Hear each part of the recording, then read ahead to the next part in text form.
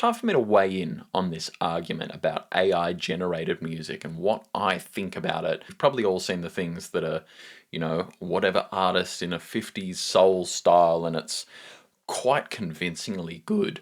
And a lot of people have been asking about it because if you didn't know my background, I spent almost my entire life as a musician of some kind, and I have a PhD in the field, so I am a doctor. I'm not actually a doctor of music, but my PhD did specialize in areas of music and composition. So that doesn't make me the leading expert on talking about this, but it certainly is within my level of expertise to comment on. And that's what I want to do because I've been asked about it so many times, particularly by previous students of mine. Those of you that know me and my background know that I was a lecturer at universities for over a decade. I had whole teams of lecturers that were in my charge. I had thousands of students. I got to travel the world doing some teaching, which was awesome. In my touring days, I got to do some touring domestically in Australia and played some very small shows overseas. So music is obviously very near and dear to my heart. I mean, my background and every single thing I do is still my musical equipment. So for me, it doesn't escape, right? And it's part of my being. It's part of what I want to do forever, regardless of what I'm doing in my professional career. And in my professional career, where I'm doing leadership and working with others, a lot of people that I work with, they know my background and they keep asking me questions about it. So it's time for me to weigh in on this argument about AI generated music and what I think about it. And what I think is important about it. And here's the critical element, I think. For risk of sounding controversial, I think generally, it's a good thing. And let me explain why. Because there is plenty of nuance to this, plenty of ethical quandaries to dance through, plenty of moral quandaries to deal with here, especially when it comes to the artist's experience and the impact on the artist, which, if you didn't know this already, throughout the whole history of art, the artists are always the ones that miss out. They are never the ones that win.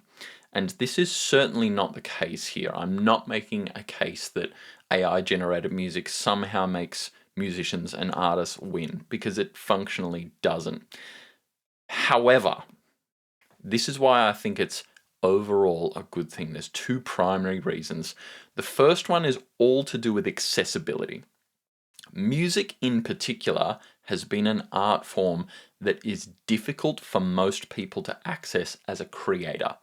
Meaning, if you didn't come from a musical background, so even as simple as in the household that you grew up in, maybe there were no musical instruments, so you didn't get exposed to it. Or maybe your family was musical, but it was all vocal, so they shared a vocal tradition, and you just didn't have a naturally gifted voice, so you felt uncomfortable and you didn't participate. Wherever or whatever reason led to people not being able to express themselves artistically when it comes to music, that expression now has an access point, which is people can prompt the ideas that they're considering, and they can express themselves through these different tools that now exist that did not exist in the past, or at least not to the degree of quality that we're seeing now. So as a mode of expression and a mode of accessibility, I think it is a net positive, especially when you think about people that already have difficulty accessing, especially physically.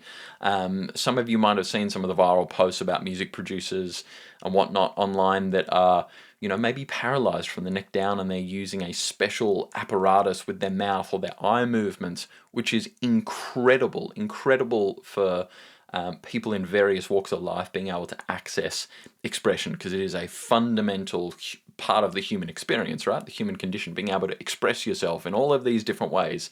But think about the people that might not have the money to afford that kind of technology that allows them to use and access these concepts. Or maybe people that are very, very paralyzed or have a lot of physical ailments that prevent them from even engaging with that type of thing. Now they could put a prompt in and express an idea. So for that, I think it is a huge net win. Accessibility is always a huge net win. Now, keep in mind the caveat that I've already mentioned, which is the artist has always been the loser when it comes to commerciality, and this is the nuance that we have to discuss, but I'm going to talk about one more thing first. So the first net positive about AI generated music is that more people can express themselves and more people can access a mode of the human experience that they otherwise, for whatever reason, for whatever circumstance, they otherwise could not express themselves. So accessibility, I think, is a massive net positive. The other positive, and this is certainly controversial, this is not my area of expertise when it comes to music. It's not what my PhD was focused on, but it's an overall holistic view of music as a tradition.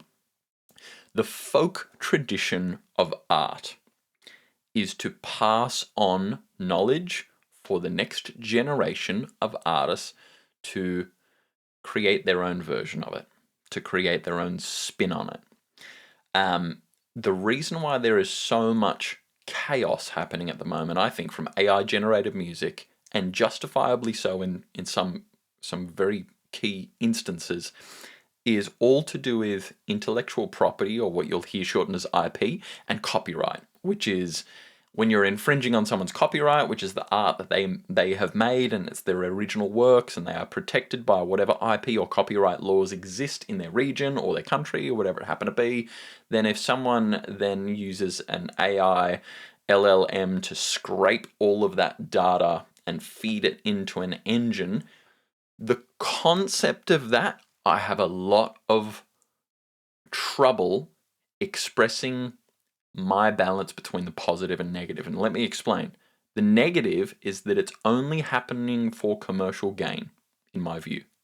Even though a lot of these engines currently are very free or very low priced, eventually they won't be. It's the Uber model. We're seeing the Uber model, in effect. Uber came out extremely cheap and eventually the price went up, and now you pay the same for an Uber as you would for a taxi. It's just a differentiation of service. But initially they came in and disrupted the market massively with an extremely low price point in comparison to their competitors, right? We're seeing the same at the moment with AI. I'm not the first to say that. That's just bleedingly obvious when it comes to their business model. And eventually they're going to have to turn around and make some cash.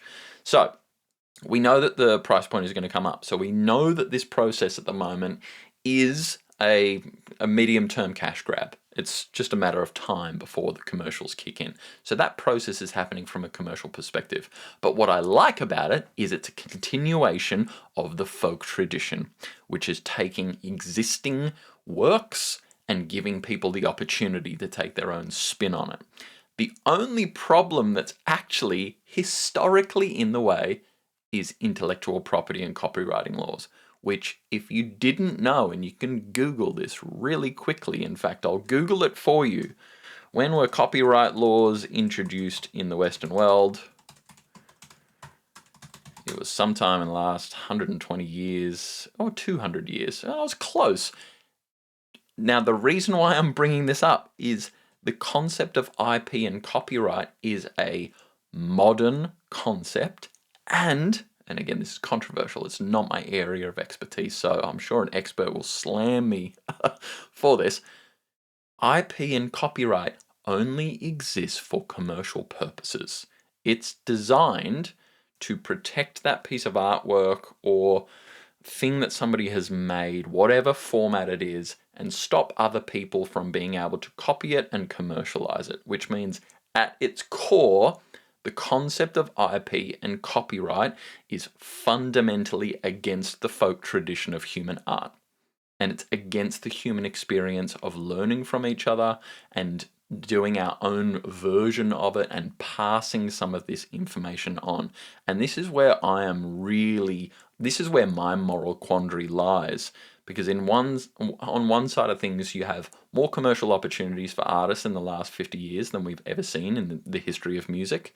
However, it kind of rubs against the folk tradition, which is being able to learn from previous artworks and do your own version of it and your variety on it so it can pass on from you to the next generation, so on, so on, so on, so on.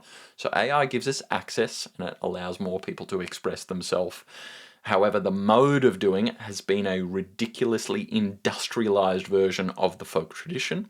But the folk tradition rubs against the IP and copyright anyway. So we have this kind of catastrophe going on here where these, and this is what I meant at the start of this video in terms of the ethical and moral quandaries that we're kind of dancing through here, require some nuance and they require some thought. But what I want you to always keep in mind is that regardless of the commerciality, regardless of the artists that will lose their jobs as a result of technology, which again has happened throughout the dawn of time, technology advances always change the nature of work and they always change the nature of art. This is going to be no different.